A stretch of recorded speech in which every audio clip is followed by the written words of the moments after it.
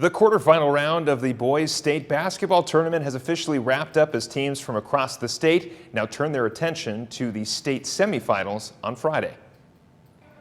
We start with the Class C1 quarterfinals. 4-seed Ogallala taking on 5-seed Wahoo. The Warriors starting things out on defense. Dylan Simons with the pickpocket and taking it coast to coast all the way in as he lays it in to give Wahoo the lead. Ogallala with the return though, dishing this one out to the corner for Jaden Curtis, who snaps the wrist and hits from three. Ogallala hanging tight, but Wahoo with a steady attack. Here's Simons again, the right-handed scoop lay-in in the lane as they take a 23-11 lead going into halftime. Ogallala though, out of the gate like gangbusters in the third. Here is a triple from Caleb Castillo, and the comeback is on. A few trips down the floor later, and it's Jackson Rezak with another three from the corner, and all of a sudden, this is just a 2-point game. But the Warriors with some timely buckets down the stretch to pull away as Jace Kaminska takes this with the left hand and lays it in off the glass. Wahoo by 5, and then later, it's Cody Hesser fighting the contact. He gets the bucket to go down in the and one opportunity. He would convert it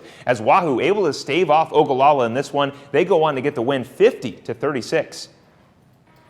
7-seed Doniphan Trumbull taking on two-time defending state champion Ashland Greenwood and Concordia University commit Dane Jacobson. Second half, Cards down by as many as 12, and they're on the comeback as sophomore Parker Volk drains that three to cut into the lead. But Jacobson says that's a little too close. He takes a dribble, stops, pops, and knocks down the jumper. Doniphan Trumbull doing all they can to get the senior Jaden Williams to the rack, give him the bucket and the foul. Nice play there, but the Blue Jays had an answer, and that answer is this man, Dane Jacobson. He's going to spot up and knock down another three. He would finish with a game-high 24. Ashland Greenwood's three-peat is still alive with the 48-35 win.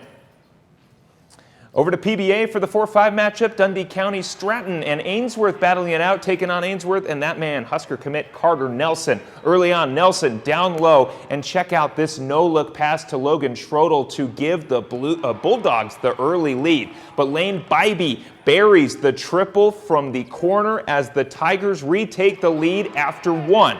Second quarter, check out Aaron Nelson hanging and hitting the reverse lay-in for two. Nice play. Bulldogs now on a 7-1 run led by that man, Trey Applet, who lays it in for two of his game-high 21 points. And right before the half, Jackson Kirchall drives baseline and lays it in for two. You'll see it here for a second, and then that's just a great dunk there by Carter Nelson. I must be behind on the prompter. We keep it going. Fans are loving this one.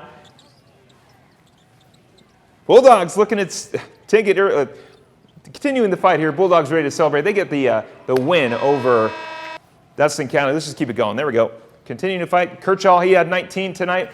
4-point game now with the exclamation point as Carter Nelson throws it down one last time. The Bulldogs are moving on with the win, 62-55. Sorry about that on my end.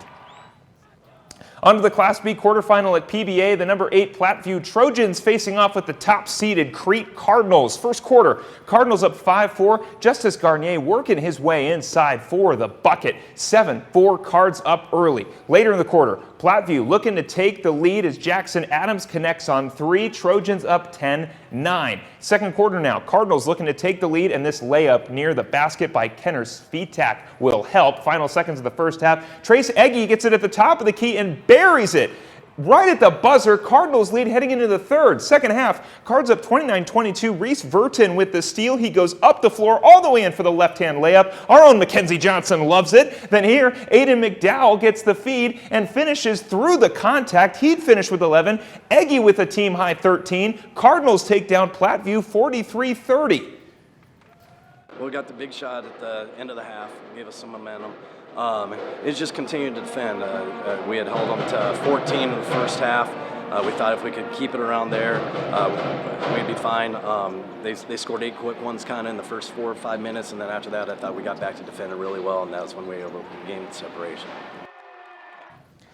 We stay in Class B. It's number 7 Bennington and number 2 Norris. Pickup action late in the fourth quarter. Titans down 49-48. They need a bucket, and McCoy Folkers answers. The sophomore with a clutch 3, 51-49 Titans. Few plays later, Bennington down 3. Austin Kaiser drives up the floor, puts up the 3. Yes! What a bucket by the junior. We head into overtime. In OT, ball game still tied at 53. Christopher Garner drives baseline and dishes it over to Alex Small for the bucket. 55-53 Titans now. After a couple free throws, Titans down 56-55. Barrett Bosinger makes a move and sinks the right-handed floater. Titans up 1. Crunch time now for Norris. They inbound it to Gardner, who is fouled. He goes to the line to try to put this one away, knocking down both free throws to push the lead for Norris. Last chance for Bennington to cut into the lead. Badgers push it up the floor. Gavin Olson for 3. No good. Titans hang on for the win over Bennington, 61-56.